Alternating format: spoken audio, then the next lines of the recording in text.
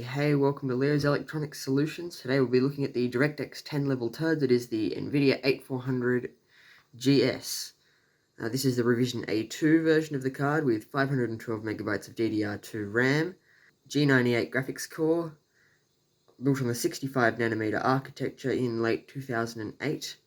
It is running at 567 megahertz with the memory at 333 megahertz and shader at 1400 megahertz. I have this graphics card paired in my test system here with an i7 2600 and 12 gigabytes of RAM. This should eliminate any graphics related bottlenecks. First on our list of games to try, we have Factorio. It's running in 1440 by 900, which is the native resolution of my weird monitor, on rather high settings. But it is a sub 30 FPS experience, so I'm going to lower them a bit here. So running in 1440 by 900, Factorio on the lowest settings is playable. I can zoom out here. We're getting a nice 40 FPS here. You could play a Factorio quite easily like this. There's a little bit of stuttering, but it's nothing too major for a slow-paced 2D title such as Factorio. The next game on our list is Counter-Strike Go, but it appears to have crashed. There's just a black screen. It was working in the menu and I was getting about 20 to 25 FPS in 480p on the menu. I just tried loading into a match and it died. On to the next one!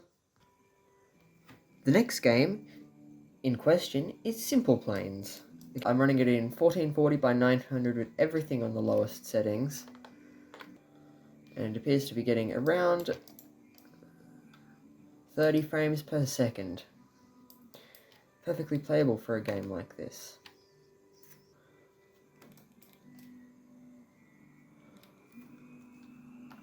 Seem to remember the performance in this game improves if you're in the air.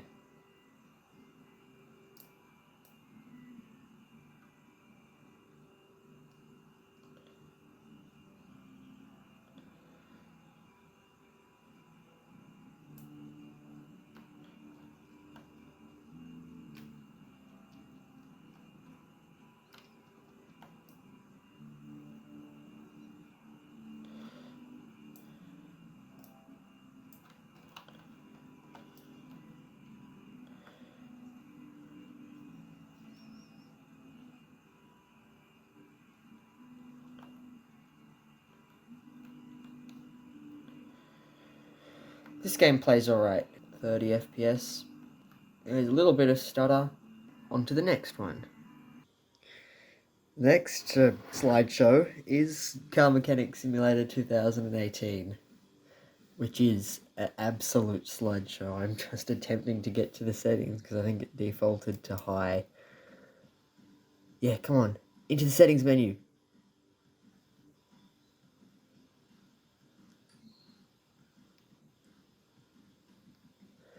That's not good.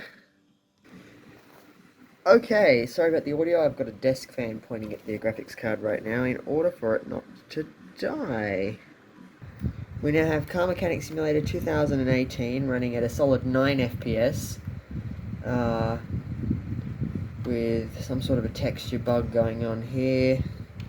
Lots of stuttering. Input lag is insane. There's a good half a second of delay. Just getting to the settings menu to turn the settings down was just about impossible. And this is running the smallest garage size with no car. So Car Mechanic Simulator 2018 is totally unplayable on this. I'm surprised it even launched. Next game on our list is The Long Drive. It's running at 640 by 480 on the absolute lowest settings. We're getting 16 to 18 frames per second with a lot of stuttering. Whoa, drop down to 9 with lots of stuttering and random frame rate dips. On to the next one. The next game on our list is Stormworks Build and Rescue, which runs absolutely terribly. Even with only a small train here in the middle of the ocean with all the settings on lowest and a 640 by 480 resolution, I'm getting 10 to 13 frames per second. There's also a lot of frame tearing going on. Additionally, while all these benchmarks are running, the graphics card is extremely hot. The heatsink is untouchably so. Not good. It's a stuttering, jagged mess. On to the next one. Now for an older game, with Street Legal Racing Redline. This should fare better on the card.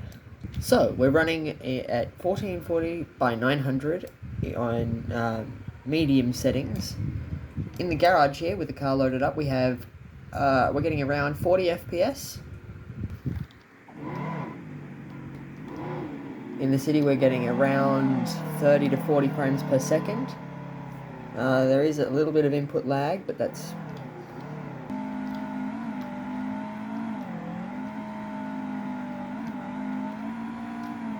Then again, this game did originally come out in like 2002 or 3, so it doesn't really give the card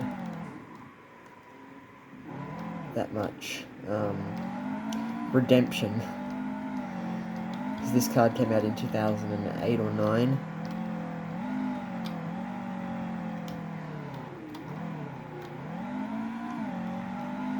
So for it to be running a game from 2002... Anyway, on to the next one. Next on the list is My Summer Car. This game runs badly, with an average FPS of 10.